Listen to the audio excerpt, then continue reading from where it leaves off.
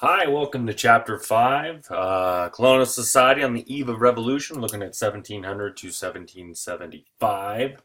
So basically the 18th century, right up to the American Revolution. Today we're going to be covering the first section, Conquest by the Cradle to the Dominant Denominations of America.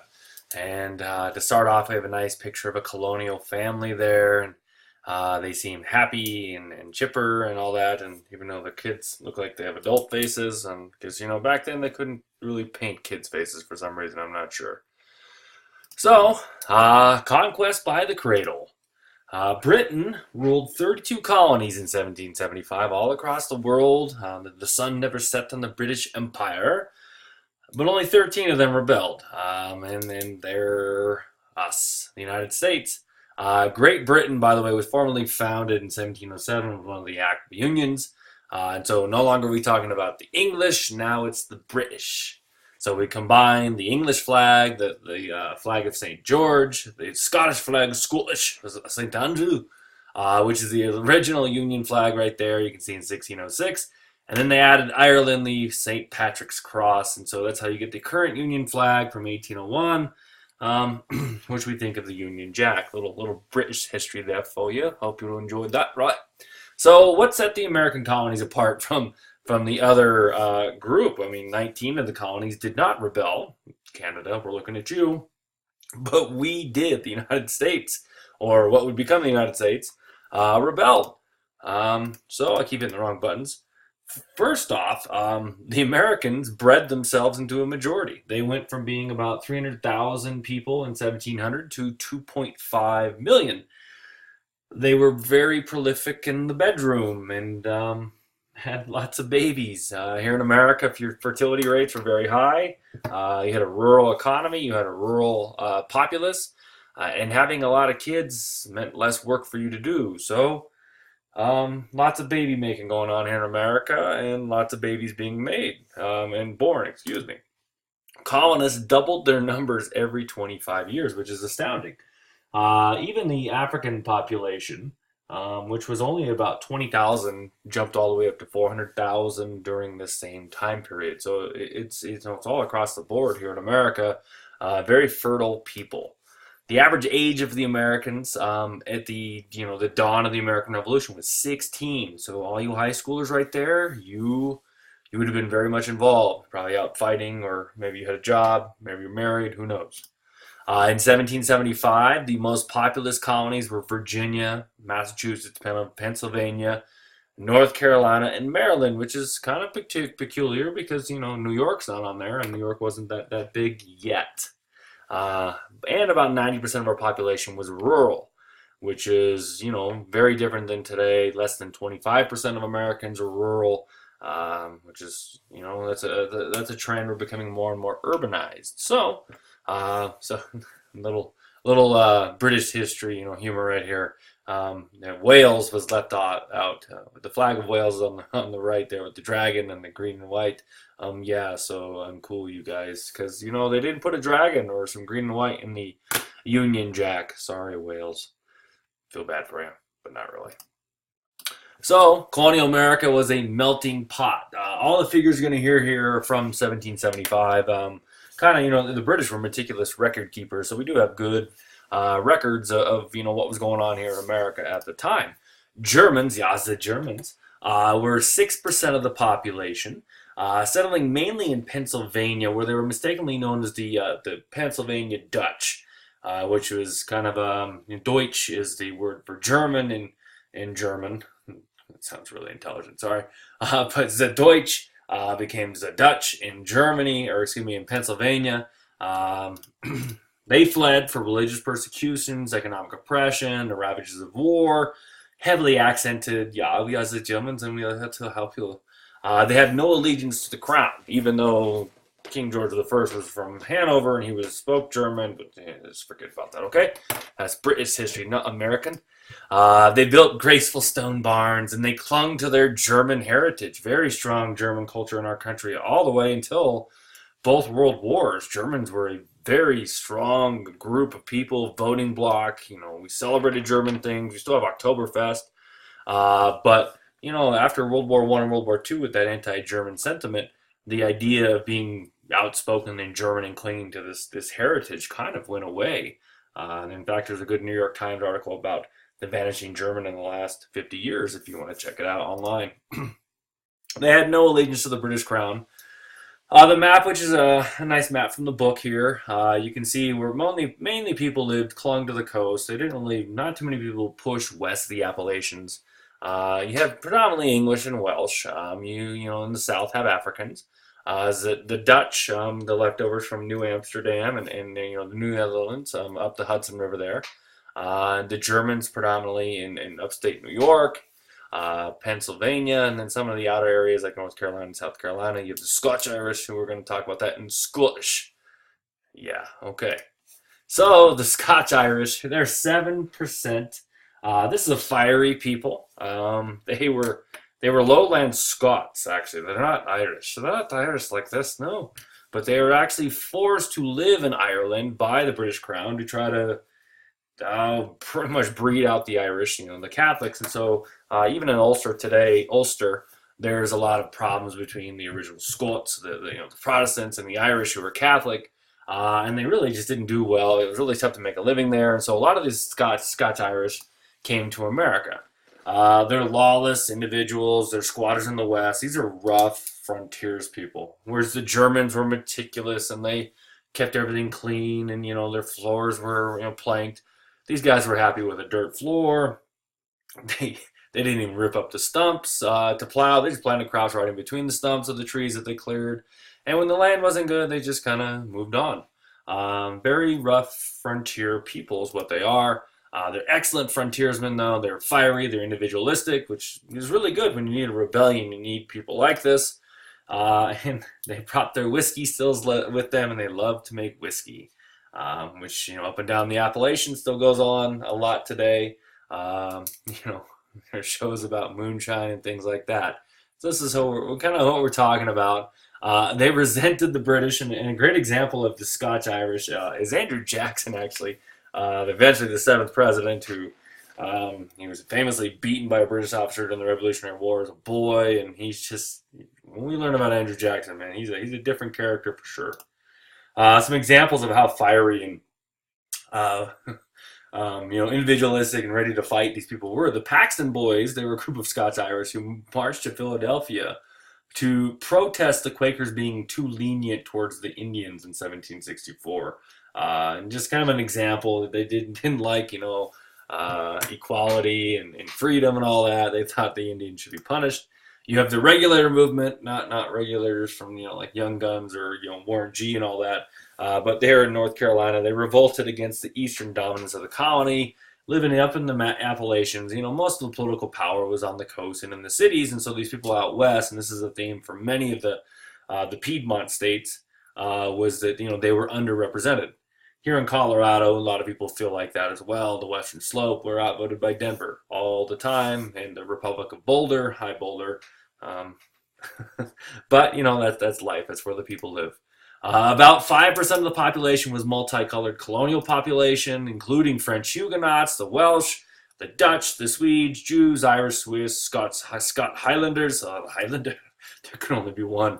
And African slaves. And notice we're not saying African Americans yet. That culture hasn't been fully forged. Yes, there are some African Americans, but that distinct African American culture, it really isn't until after 1807, 1808, when foreign slave trade was banned here in America. That guy.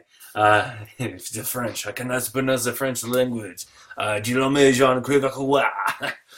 saw America as a strange mixture of blood. I like the joke, we're the land of misfit toys.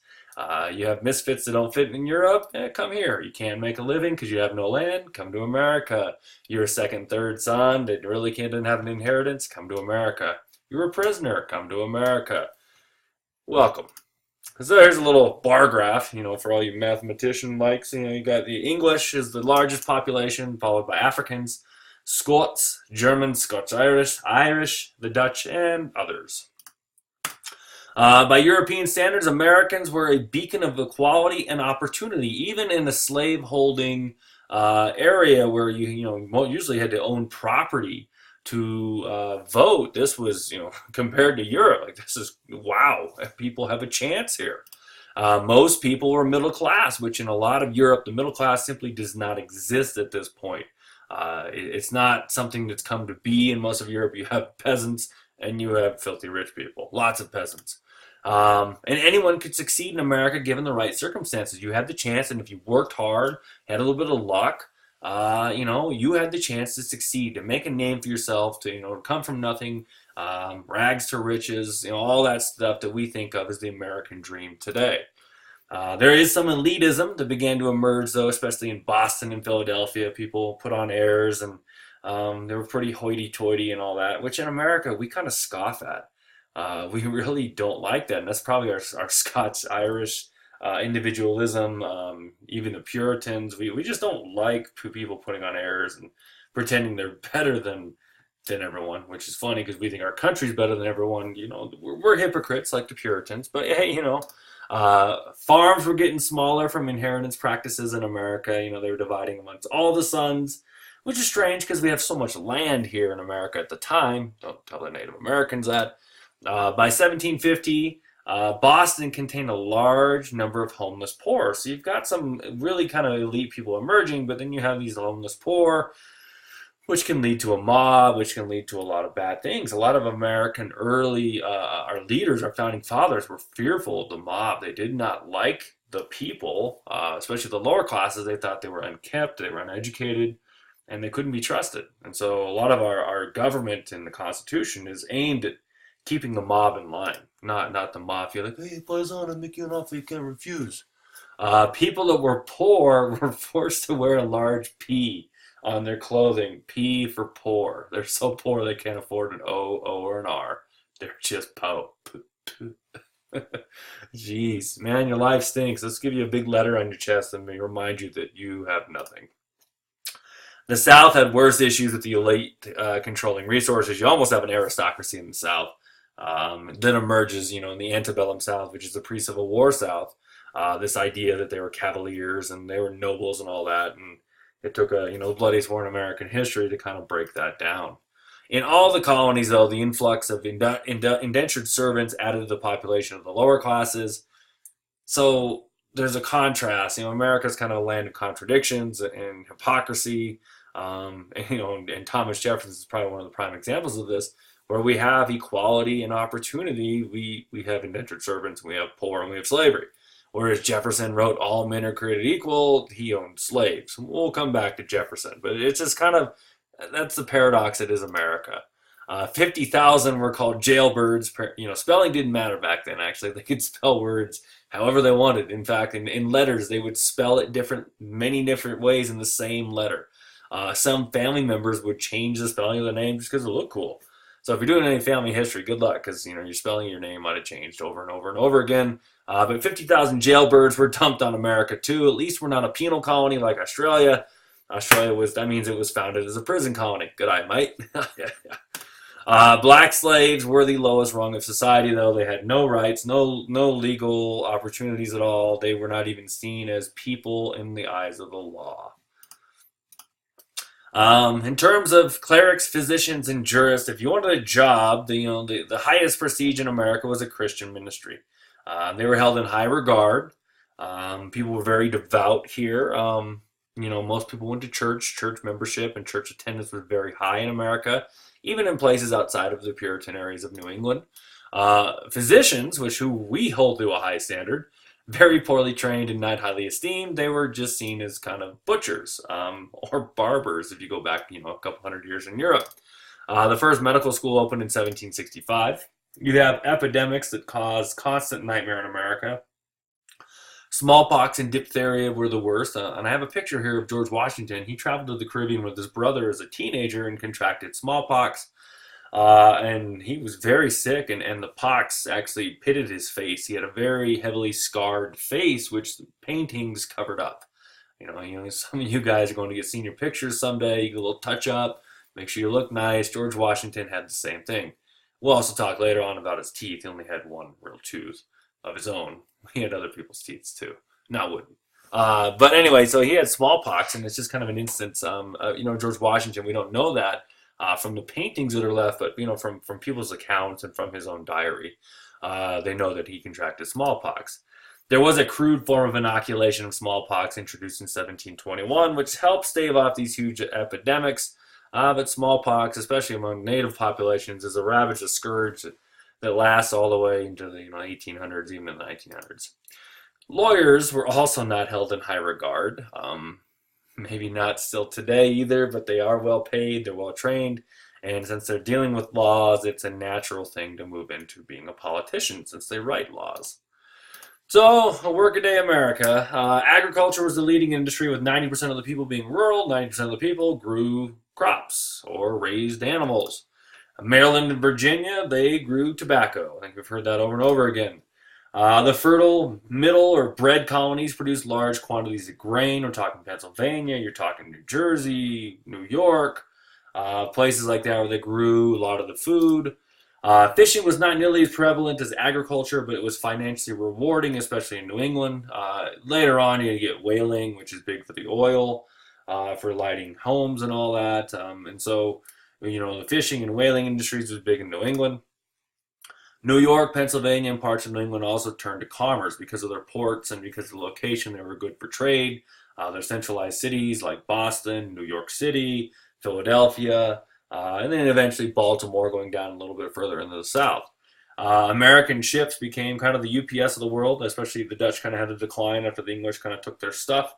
America steps in and we've kind of become the merchant ships of the world and just ship stuff all over. And, it's not like Amazon where you get it in 2 days. It took weeks, months to get stuff all around the world, but America would deliver. And then land speculation was a way to get rich quick. You find up some virgin land, you kind of just, kind of just take it, maybe file some paperwork, maybe buy it, and then hope that people move there and the land goes up in value. George Washington was a huge land speculator, had a lot of land west of the Appalachians, which, we kind of talked about some of the motives for the American Revolution. That was one of them, that he had some speculation that he needed the land to go up in value. Washington was always strapped for cash his entire life, never financially had money. He had lots of land and slaves, and that's what the South put their money in, but he never had currency or capital. So, moving on. We get triangular trade, which you probably learned about when you were in middle school, but to go into a little more in depth, each region had their own production, and whenever the boats traveled between all these various regions, they never went empty-handed. New England, shipped rum to Africa. And then there, rum was traded for slaves. This is pretty awful, trading alcohol, barrels of alcohol for slaves, for people. The slaves were then shipped to the West Indies, which is in the Caribbean, and then there they would harvest the sugar cane, which would be then shipped to New England, and the sugar cane, the molasses, or whatever you want to call it, was then processed into rum, and the whole triangle thing is going over there. Triangle, Illuminati, it's all confirmed. Just kidding. Maybe it's cheesy. Manufacturing in the colony was only a secondary importance, mainly done in the home. It was a cottage industry, you're making your own clothes and things like that. In fact, large-scale manufacturing was forbidden by the English because they wanted a monopoly on their own trade and all that. Lumbering was one of the most important manufacturing activities. By 1770, about one-third of the British merchant marine was American-built. In fact, the British would go through the forest and put arrows on the trees of the ones that were tall enough and straight enough to work as mast for their ships. And those were British trees. You were not allowed to cut those down. They were reserved for the British. By the early 1730s, Americans were demanding more and more British products. They want finished goods. They want modern luxuries from Europe, and they just can't produce them themselves because of the Navigation Acts. And they just don't have the means at that time either. The capital, they do have a workforce, but they don't have the capital. They do have the resources, but they don't have the technology either. Americans needed to trade elsewhere to meet their demands.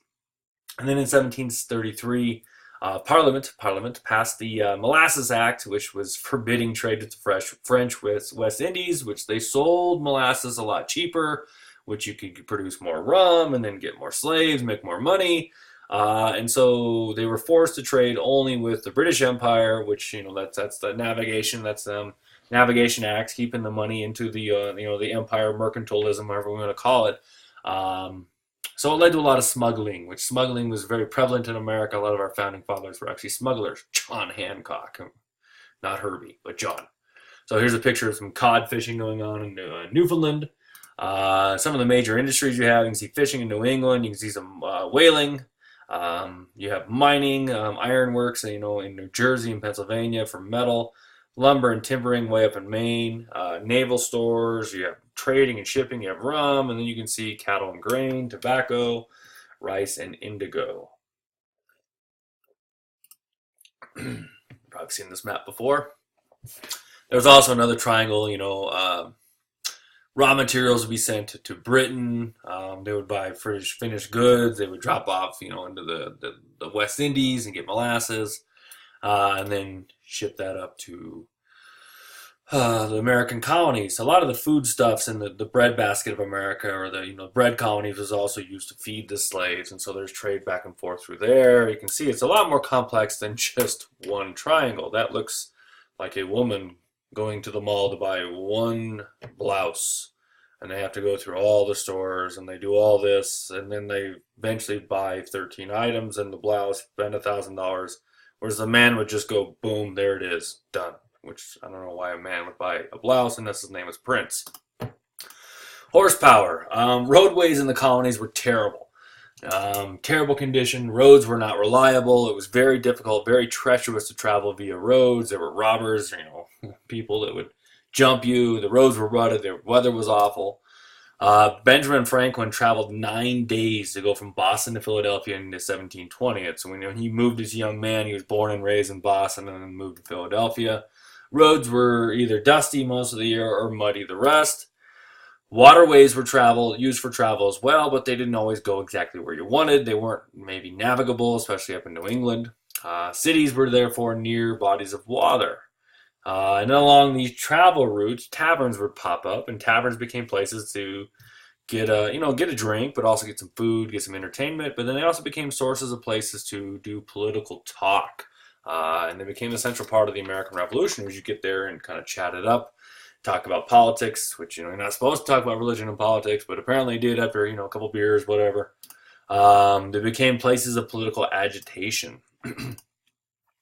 They did start an intercolonial postal system was established by the mid-1700s. Benjamin Franklin was one of the driving forces of the first post office, really, in America, our postal service, and that was very critical. Another thing, a component that helped the American Revolution was the mail and the pamphlets and, the communication that was set up, the committees of correspondence, which we're going to learn about in later chapters.